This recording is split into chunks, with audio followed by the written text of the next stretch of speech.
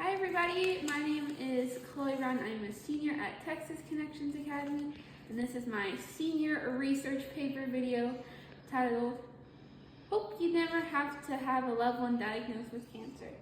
And this lovely lady sitting next to me, this is my bougie bestie, Hallie. Hi. So you're going to be answering 3 questions for me. So I've got number 1, how does a chronic illness impact the family financially? Chronic illnesses impact the family financially by a lot. I remember my parents were able to hide it well, but specialists are usually about $5,000 each time you see them, added on to the regular cost of a doctor. So it was so hard to pay off those debts that at one point they were trying to take our car, and it was really tough on the family, and we had a lot of financial insecurity. And now that we're at a good spot financially, I still find myself worrying about financials, especially after I was diagnosed with cancer for the second time. How does a chronic illness impact the family? It impacts the family by a lot. So have y'all ever heard of glass children? Oh yeah. So glass children are the children of or the siblings of a child with a medical disability or chronic illness. It's been really difficult on my siblings and my parents, but I'm going to talk about my siblings first. They had to watch me as I was going through cancer, which was really difficult for them.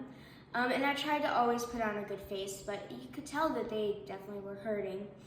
And then also, I got a lot of attention that my siblings didn't. And I got a lot of things like gifts and toys, which are really nice, but my siblings didn't get that, and so it was really hard for them during that. And we're still dealing with that sort of stuff as a family because we were apart from each other for a very long time. So I'm still trying to grow my relationship with my siblings. My parents, it was really difficult. The majority, or maybe not the majority, but a lot of times whenever their child is diagnosed with cancer, parents, what they go through is so difficult that they split up. Which is terrible. You see a lot of divorced families on the 5th floor. Thankfully, my parents stayed together, and it helped grow their relationship, but there was a lot of difficulties because they had to they worked in shifts. Like my mom would go to the hospital for the week that my dad was working, and he was staying home with my siblings. And then during the weekends, they would switch out, and my dad would be at the hospital with me, and my mom would be at home with my siblings. So they didn't really get to see a whole lot of each other, and that really hindered things like communication. But I think that after this last cancer diagnosis, we've really got things down, and we've been able to grow a lot as a family. Well, you actually just answered my 3rd question while you were answering that question, but my 3rd one was, how does a chronic impact the siblings? If you don't mind mentioning how many siblings you have and their names for me as well, too. Yes, so I have a brother named Reese, and he's 14, about to be 15. And I have a little sister named Celia, who is 12 years old. I think that growing up, because I was sick ever since I was born, my parents made sure to treat me like any other child, but that was my parents. Other people didn't treat me like I was just any other child. And so seeing that, they had a lot of jealousy, which is understandable. They were really young, and they're watching their sister go through this. And then also, I wasn't allowed to see them for a month or 2.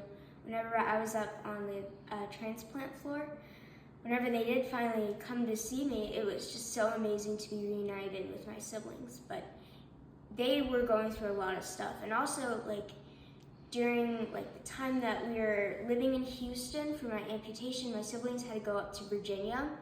And also they were just kind of shuffled around to different friends while I was going through my first cancer treatment, which they had to live with completely different families, with completely different rules, and new people that they had known before, but they had never lived with before.